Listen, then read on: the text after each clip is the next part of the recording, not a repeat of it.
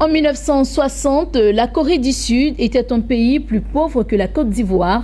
50 ans plus tard, ce pays est devenu une puissance industrielle et technologique. Comment ce petit pays de l'Asie du Sud a su transcender une guerre qui a fait 3 millions de morts et son handicap de n'avoir aucune ressource naturelle? La réponse est que la Corée du Sud a su investir dans le capital humain. C'est ce qui ressort de cette conférence tenue à l'auditorium de la primature. Le reportage de Tio Chong dans un commentaire de Nadia Eounou. Ce jeudi, à l'auditorium de la primature au plateau, ces jeunes leaders d'opinion sont venus s'imprégner de l'expérience de la Corée du Sud en matière de développement de capital humain. Le conférencier du jour, expert international en éducation au changement de mentalité, a révélé que la Corée du Sud fait partie des pays les plus développés du monde. Et pourtant, ce pays de l'Est d'Asie n'a pas de ressources naturelles et minières. Il a su investir dans son capital humain à travers l'éducation de la population pour aujourd'hui devenir un géant économique. Les jeunes sont considérés comme l'avenir de ce pays. Ils sont pour nous notre sujet de bonheur. Les jeunes doivent changer pour que l'avenir de ce pays change. La distance entre New York et Los Angeles est de 4500 km. Comment est-ce que l'Amérique a pu développer leur pays? Au début, ils avaient dressé les chevaux sauvages. Si nous arrivons à dresser aussi le cœur des jeunes,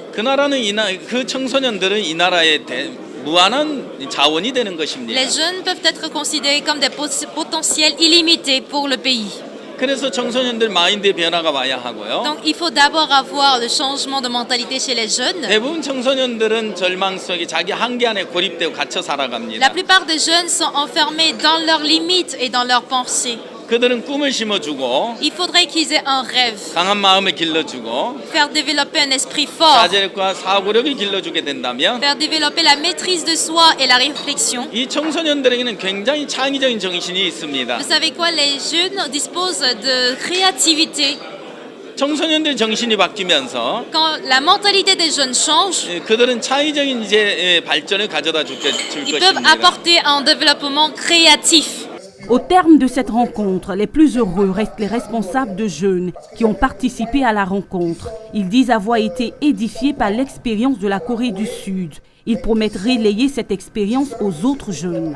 Aujourd'hui, j'ai été ravi de participer à cette conférence qui est dans le champ de vision exact de la promotion de l'Ivoirien nouveau par le changement de mentalité. Il faut dire que moi-même, j'ai bénéficié de ce programme depuis 2008. Et ce programme m'a permis de pouvoir savoir qu'en moi, il y a la solution à tous les problèmes que je peux rencontrer. En moi, il y a la solution qui peut aider mon pays à évoluer. La conférence a parlé de beaucoup de choses.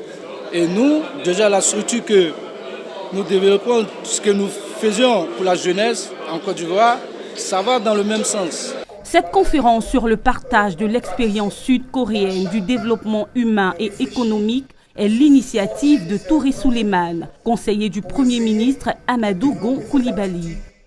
Oui, c'est la même question. D'accord. Alors, donc nous nous fixons pour objectif d'organiser courant mars 2019 les assises de la jeunesse ivoirienne. À cette occasion, nous inviterons à nouveau l'expert coréen à revenir en Côte d'Ivoire afin de prodiguer des conseils aux jeunes Ivoiriens. Et nous nous évertuerons à vulgariser ces conseils, à étendre l'échelle de perception de ces conseils à toute la jeunesse ivoirienne dans toutes les villes de Côte d'Ivoire. Parce que aujourd'hui, nous avons été éclairés par l'expert coréen qui s'est appuyé sur l'exemple sud-coréen pour nous prodiguer donc ces enseignements. Et tous les 50 leaders de jeunes, accompagnés de leurs collaborateurs qui ont participé à ce séminaire, sont très satisfaits, forts de ce que nous avons reçu aujourd'hui, et qui nous permettra résolument d'aller vers nos jeunes dans les grains, dans les agoras, dans les coins et recoins, pour essayer de nous appuyer sur l'exemple sud-coréen pour aider au changement de mentalité afin d'aller aux valeurs de l'Ivoirien nouveau. Le conseiller du Premier ministre, Touré Souleymane, et les jeunes responsables d'associations d'Abidjan et de l'intérieur du pays se donnent rendez-vous en avril 2019. Ils ont annoncé que la rencontre sera un moment de formation, de coaching et de partage d'expériences réussies pour édifier la jeunesse ivoirienne.